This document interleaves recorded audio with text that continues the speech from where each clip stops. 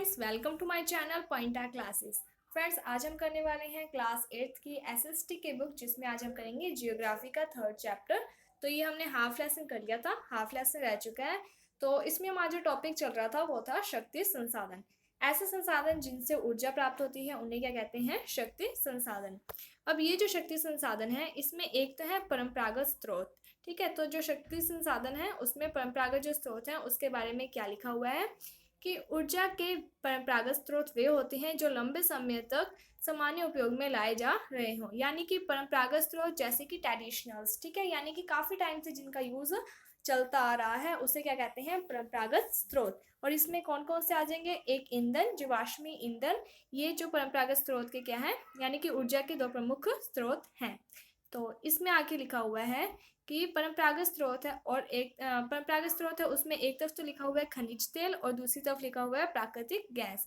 जहाँ से खनिज तेल निकलता है वहीं से क्या है? प्राकृतिक गैस भी प्राप्त होती है। तो खनिज जो तेल है उसके क्या लाभ है? तो आसानी से परिवहनीय, यानी कि इसको आसानी से एक जगह से दूसरी जगह पर लेकर जाया जा सकता है। इसके साथ ही जो पेट्रो रसायन उद्योग है उनका ये क्या है? आधार है, यानी कि उसमें जो खनिज तेल है वो कच्चे माल के रूप में उपयोग में लिया जाता है। और जो प्राकृतिक गैस है इसके लिए क्या लिखा हुआ है कि आसानी से परिवहनीय, कि इसको भी आसानी से एक जगह से दूसरी जगह पर लेकर जाया जा सकता है। और किसके थ्रू? पाइपलाइन के थ्रू। ठीक है, तेल और कोयले से अधिक स्वच्छ, यानी कि जो प्राकृतिक गैस है वो तेल यानी प्राकृतिक तेल और जो कोयले है उससे अधिक स्वच्छ होती है, यानी कि इसके द्वारा जो प्रदूषण है वो कम होता है। इसके साथ ही ये क्या है? तेल से सस्ती भी होती है। लेकिन इसकी हानि भी है। तो इसकी क्या हानि है ये देखते हैं। सबसे पहले तो लिखा हुआ है कि तेल अधिक प्लावन व गैस रिसाव के कारण ऑक्सीजन का अपक्षय। एक तो इसके कारण क्या होता है कि जो ऑक्सीजन होती है वो कम होती है। दूसरा, निर्मुक्त प्रदूषक के कारण अम्ल वर्षा, यानी कि जब हम इसका यूज़ करते हैं तब क्या होता है कि इसमें यानी प्रदूषण होता है, जिसके कारण क्या होता है जब वर्षा के जल से, यानी कि प्रदूषण से जो भी गैसेस निकलती हैं अगर वो वर्षा के जल से मिक्स हो जाए तो वो क्या है? अम्ल वर्षा करती हैं। इसके साथ ही लिखा हुआ है कि नए ईंधन का अन्वेषण आसान नहीं। इसके बाद लिखा हुआ है जो ऊर्जा के परंपरागत स्रोत हैं इसमें एक तरफ लिखा हुआ है ईंधन, दूसरी तरफ कोयला और तीसरी तरफ है जल विद्युत। ठीक है, तो इसमें हम देखेंगे सबसे पहले ईंधन के बारे में। तो ईंधन के क्या लाभ और हानि है? तो ईंधन सुप्राप्य, यानी कि इसको आसानी से प्राप्त कर लिया जाता है, बहुसंख्यक लोगों को ऊर्जा प्रदान करता है। इसके साथ ही ईंधन के द्वारा काफ़ी लोगों को क्या है? ऊर्जा मिलती है। और हानि क्या है? संग्रहण में अधिक समय उपयोग, यानी कि जो ईंधन है उसको इकट्ठा करने में काफ़ी टाइम लग जाता है। अधिक समय उपयोग उसके बाद लिखा हुआ है कि प्रदूषण फैलाने वाला, यानी कि ईंधन के द्वारा काफ़ी प्रदूषण होता है। इसके साथ ही हरितगृह प्रभाव में भी वृद्धि होती है और निर्वनीकरण। ठीक है, इसके बाद आगे लिखा हुआ है कोयला। कोयले के क्या लाभ हैं? तो ये जो कोयला है वो विस्तृत रूप से उपलब्ध है। दूसरा, ये विद्युत रूपांतरण के लिए उपयुक्त है। ठीक है, कोयले का यूज़ है जो विद्युत के लिए किया जाता है। विद्युत का रूपांतरण, यानी कि एक विद्युत का जो स्रोत है उसे दूसरी विद्युत में चेंज करना। उसके बाद हानि क्या है कि ये भी प्रदूषण होता है। इसके साथ ही परिवहन के लिए भारी, यानी कि इसका परिवहन आसानी से नहीं हो पाता। उसके बाद लिखा हुआ है जल विद्युत। तो इसका लाभ क्या है? तो जल विद्युत यानी जल से विद्युत का उत्पादन करना। तो इसका लाभ है कि एक तो ये प्रदूषण मुक्त होती है, किसी भी प्रकार का प्रदूषण नहीं होता। दूसरा, इसके द्वारा सिंचाई और मत्स्य को भी बढ़ावा मिलता है। तीसरा, कि ये सस्ता होता है। और हानि क्या है कि स्थानीय समुदाय का विस्थापन, कि जहाँ पर हमने जल विद्युत बनाने यानी कि उत्पादन करना है तो वहाँ पर जो लोग रहते हैं उनको क्या है? दूसरी जगह पर जाना पड़ेगा। इसके साथ ही निम्न क्षेत्रों का जल प्रलावन। और इसके बाद लिखा हुआ है कि स्थापित करने में खर्चीला, यानी कि अगर हम इसको स्थापित करेंगे तो इसमें काफ़ी खर्चा हो जाएगा। अब हम पढ़ेंगे ईंधन के बारे में। तो हमने ईंधन के लाभ और हानि तो देखे हैं, तो अब हम देखते हैं ईंधन। ठीक है, तो इसका यूज़ किसके लिए होता है? सबसे पहले पकाने और ऊष्मा प्राप्त करने के लिए व्यापक रूप से किया जाता है। हमारे देश में ग्रामीणों द्वारा उपयोग की गई 50% से ज़्यादा जो ऊर्जा है वो ईंधन से ही प्राप्त होती है। ईंधन यानी कि पेड़ पौधे से जो लकड़ियाँ प्राप्त होती हैं उससे क्या है? ऊर्जा को प्राप्त करना। तो पौधे तथा जानवरों के अवशेष जो लाखों वर्षों तक धरती के अंदर दबे हुए होते हैं, ताप और दाब के कारण जीवाश्म ईंधन में परिवर्तित हो जाते हैं। ठीक है, तो जीवाश्म ईंधन है जो उसमें कौन कौन सी चीज़ें आ जाएंगी? तो जीवाश्म ईंधन है जो यानी कोयला, पेट्रोलियम और प्राकृतिक गैस। ये क्या है, परंपरागत ऊर्जा के स्रोत हैं और ये जो खनिजों का भंडार है सीमित है, यानी कि अगर इस खनिज का हम यूज़ करेंगे तो इनको बनने में काफ़ी टाइम लग जाता है। ठीक है, इसके बाद जो जीवाश्म ईंधन है उसमें हम देखते हैं कोयला। तो यह बहुतायत रूप में पाए जाने वाला जीवाश्मी ईंधन है। इसका जो उपयोग है वो घरेलू ईंधन उद्योगों जैसे कि लोहा इस्पात हो गया, वाष्प इंजन, विद्युत उत्पन्न करने में किया जाता है। कोयले से जो विद्युत होती है उसे क्या कहते हैं, तापीय ऊर्जा। तो तापीय ऊर्जा ऊर्जा किसे कहते हैं, तो कोयले से प्राप्त जो भी विद्युत होती है उसे क्या कहते हैं, तापीय ऊर्जा।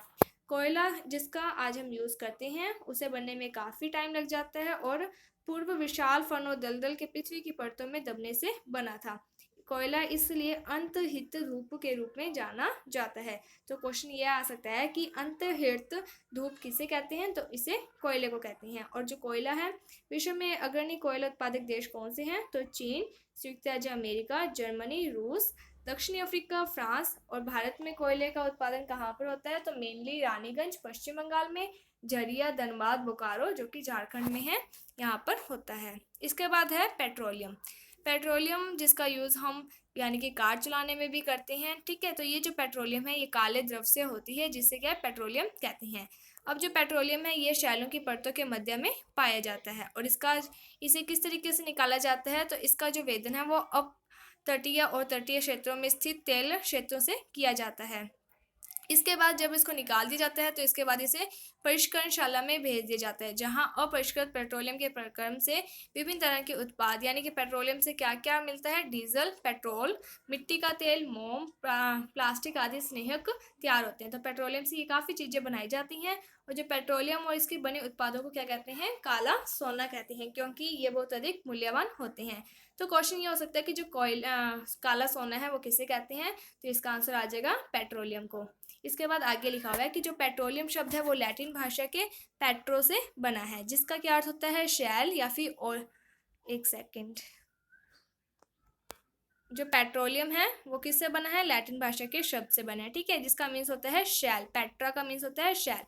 ओलियम का जो पेट्रोलियम दो शब्दों से मिलकर बना है, पेट्रो प्लस अलियम, ओलियम। ठीक है, पेट्रो का मीन्स हो गया शैल और ओलियम का मीन्स हो गया तेल, इसलिए पेट्रोलियम का अर्थ क्या हो गया, शैल तेल, यानी कि शैलों से प्राप्त होने वाला तेल। इसके बाद अगला जो क्वेश्चन है वो ये है कि काला सोने के नाम से किसे जाना जाता है, तो पेट्रोलियम को जाना जाता है। ठीक है, इसके बाद आगे लिखा है कि जो पेट्रोलियम के मेनली उत्पादक देश हैं वो कौन से हैं, तो ईरान, इराक, सऊदी अरब और कतर आदि हैं। इसके अलावा संयुक्त राज्य अमेरिका में, रूस, वेनेजुला, अल्जीरिया में भी किया जाता है।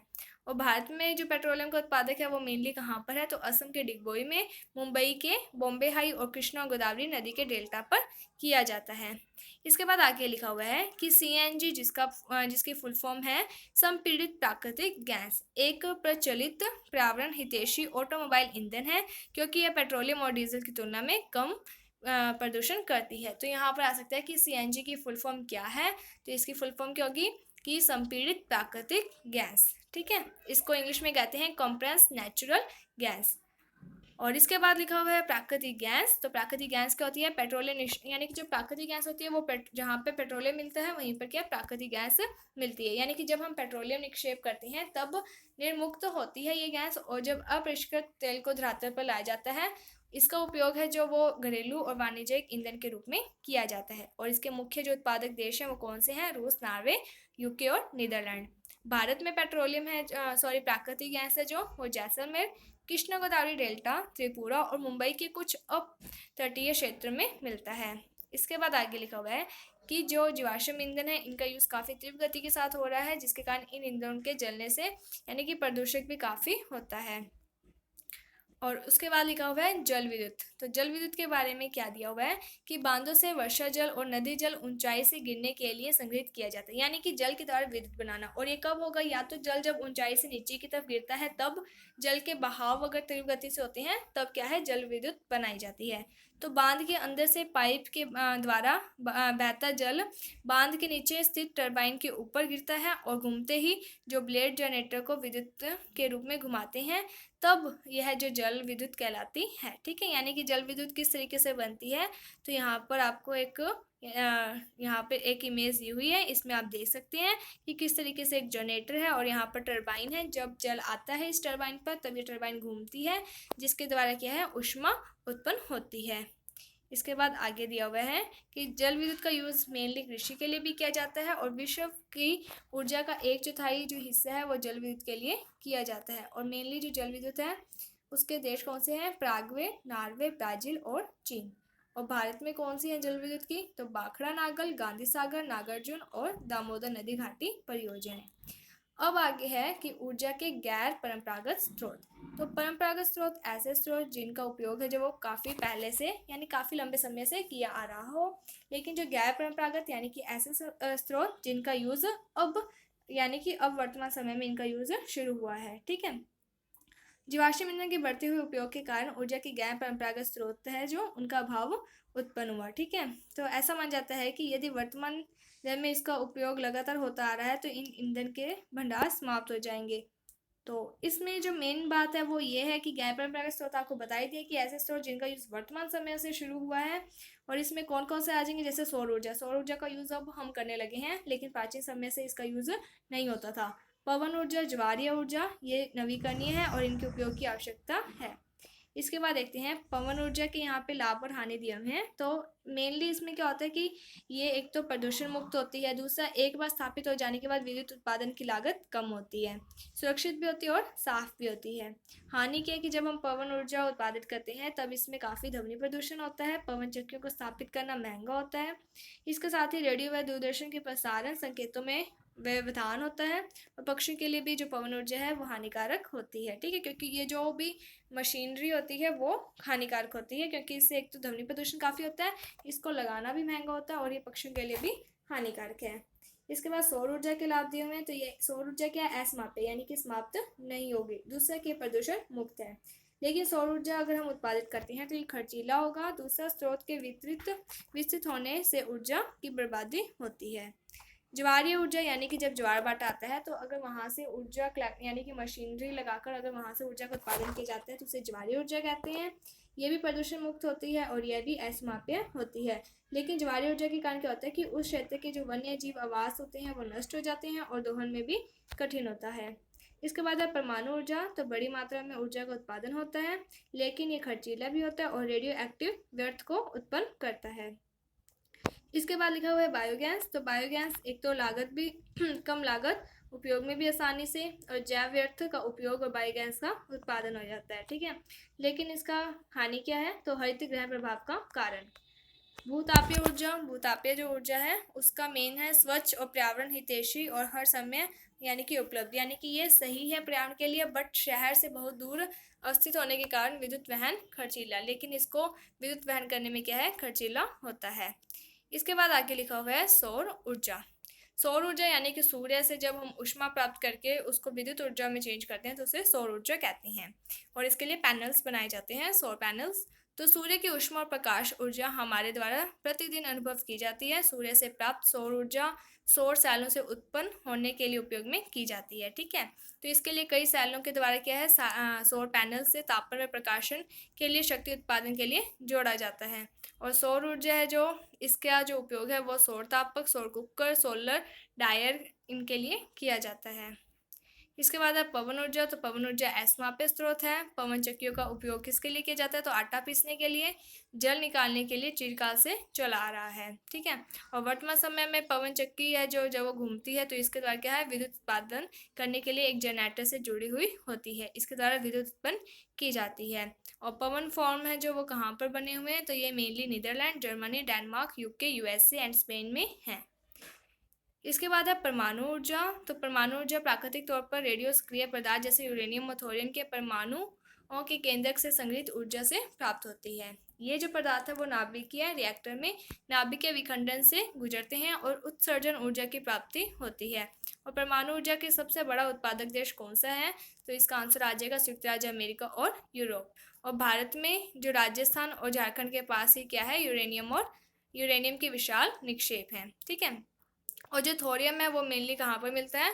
तो केरल के मोनोजाइट बालू में पाए जाते हैं। भारत में स्थित परमाणु ऊर्जा का जो केंद्र है वो कहाँ पर है? तमिलनाडु के कलपक्कम में, महाराष्ट्र के तारापुरा में और राजस्थान के कोटा के निकट राणा प्रताप सागर और उत्तर प्रदेश में नरोरा और कर्नाटक के कैंगा में है। इसके बाद है भूतापीय ऊर्जा। यानी कि भूमि के अंदर जो ताप है उसके द्वारा जब ऊर्जा उत्पन्न की जाती है तो उससे क्या कहते हैं, भूतापीय ऊर्जा। ताप ऊर्जा जो पृथ्वी से प्राप्त की जाती है उसे क्या कहते हैं, भूतापीय ऊर्जा। पृथ्वी के अंदर गहराई जैसे जैसे बढ़ती है वैसे वैसे तापमान भी बढ़ता है और कभी कभी यह तापमान भू सतह पर गर्म जल के झरनों के रूप में प्रकट होता है और इसी के द्वारा जब हम ऊर्जा उत्पन्न करते हैं तो इसे भूतापीय ऊर्जा कहते हैं। इसके बाद लिखा हुआ है कि जो भूतापीय ऊर्जा मेनली भारत में भूतापीय ऊर्जा का संयंत्र कहाँ पर है, तो ये हिमाचल प्रदेश के मणिकरण और लद्दाख के उगा घाटी में स्थित है। और विश्व का सबसे पहला ज्वारीय ऊर्जा स्टेशन कहाँ पर है, तो ये फ्रांस में बनाया गया था। इसके बाद है ज्वारीय ऊर्जा, यानी कि ज्वार से उत्पन्न होने वाली ऊर्जा को क्या कहते हैं, ज्वारीय ऊर्जा। यह ऊर्जा का दोहन समुद्र के संकरे मुहाने में बांध के निर्माण के द्वारा किया जाता है। उच्च ज्वार के समय ज्वार की ऊर्जा का उपयोग बांध में स्थित टरबाइन को घुमाने से किया जाता है और भारत में कच्छ की खाड़ी में विशाल ज्वारीय मील के क्षेत्र हैं। इसके बाद आगे है बायोगैस। तो जैविक अपशिष्ट जैसे कि जो भी मृत पौधे होते हैं, जीव जंतु के अवशेष और पशुओं को गोबर, रसोई के अपशिष्ट को गैसीय ईंधन में बदला जाता है और इसे क्या कहते हैं, बायोगैस। ठीक है। और जैविक अपशिष्ट जैसे बैक्टीरिया द्वारा बायोगैस संयंत्र में अपघटित होते हैं जो कि अनिवार्य रूप से मीथेन और कार्बन डाइऑक्साइड का मिश्रण होता है। बायोगैस का यूज़ किस लिए किया जाता है, एक तो खाना पकाने के लिए, दूसरा विद्युत उत्पादन करने के लिए। ठीक है। और जो ऊर्जा सर्वव्यापी होती है लेकिन यह ऊर्जा का दोहन बहुत ही कठिन और खर्चीला है। इसके बाद आपके क्वेश्चन आंसर आते हैं यहाँ पर और आप देख लेना। प्रतिदिन आपके उपयोग में आने वाले 3 सामान्य खनिजों के नाम। तो ये आपको क्वेश्चन आता है। ऐसा क्या होता है, ये तो नॉर्मल चीज़ है कि कोई भी अगर हमें खनिज मिलता है तो उसमें एक खनिज के साथ दूसरी चीज़ें भी काफ़ी ऐड होती हैं तो उसे क्या कहते हैं, अयस्क। धात्विक खनिज के अयस्क सामान्य कहाँ पर पाए जाते हैं, तो ये क्वेश्चन आप देखना, लेसन पढ़ोगे तो आपको समझ में आ जाएगा। तो इस तरीके से आगे जो क्वेश्चन दिए हुए हैं आप इन्हें चेक कर लेना। कोई क्वेश्चन अगर आपको नहीं आता है तो आप हमें कमेंट सेक्शन में बता देना, उसका रिप्लाई हम आपको कर देंगे। तो इसके साथ ही फ्रेंड्स, अगर आपको कोई भी और टॉपिक पर किसी भी प्रकार की वीडियो चाहिए तो आप हमें कमेंट सेक्शन में बता सकते हैं। उससे रिलेटेड जो वीडियो है हम आपके लिए अपलोड कर देंगे। अगर आपको ये वीडियो अच्छी लगी है तो please like my video, subscribe my channel. Thank you friends for watching my video. Thank you.